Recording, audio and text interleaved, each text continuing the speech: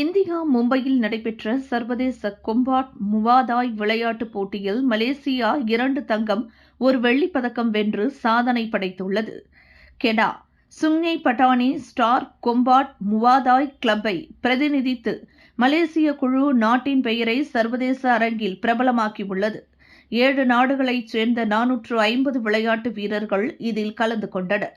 இந்த போட்டித் தொடரில் சிறந்த பயிற்சியாளருக்கான விருதையும் பெற்ற மாஸ்டர் குரு பிரகாஷ் குரு நாயுடு தலைமையிலான தேசிய விளையாட்டு வீரர்களுக்கு மாயிகா விளையாட்டு பிரிவு வாழ்த்துக்களை தெரிவித்துக் கொள்கிறது என்று அதன் தலைவர் ஆண்ட்ரூ டேவிட் தெரிவித்தார். இப்போட்டியில் 70 முதல் 74 கிலோ எடை பிரிவில் கஜேந்திரன் வெள்ளிப் பதக்கமும், 50 கிலோ எடை பிரிவில் அகிலன் சரவணன் தங்கப் பதக்கமும், 45 கிலோ பிரிவில் சுபாஷினி தங்கப் பதக்கமும் வென்றனர். விமான நிலையத்தில் கெடாவுக்கு திரும்புவதற்கு முன் தலைநகரில் அவர்களுடன் அவர்களின் விளையாட்டு திறனை கண்டு வியப்படைந்து பாராட்டி கௌரவித்தோம் என்று அவர் சொன்னார்.